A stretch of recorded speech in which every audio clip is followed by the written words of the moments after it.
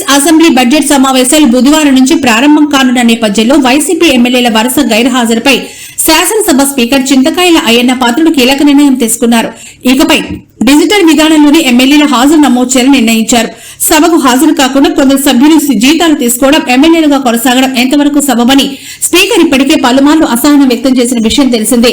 Assembly సమావేశాలకు సంబంధించి ఇప్పటి వరకు వైసీపీకి చెందిన 11 మంది ఎమ్మెల్యేలు గవర్నర్ ప్రసంగానికి మాత్రమే హాజరై మిగతా సమావేశాలకు దూరంగా ఉంటున్నారు. వరుసగా 60 రోజుల పాటు శాసనసభ సమావేశాలకు గైర్ హాజరైతే అనర్హత వేటు వేయొచ్చని చట్టంలో నిబంధన ఉందని అధికారులు చెబుతున్నారు.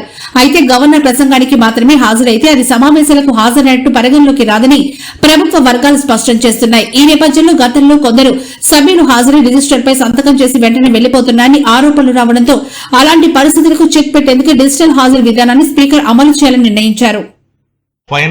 Finances, improve connectivity, rebuild institutions, and lay the groundwork for long-term development.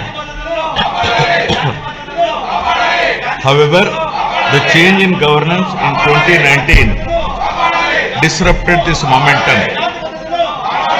Systemic governance failures emerged, growth stalled, financial stress intensified, institutions destroyed, total anarchy with breakdown of law and order, arbitrary restrictions placed through misuse of Section 22A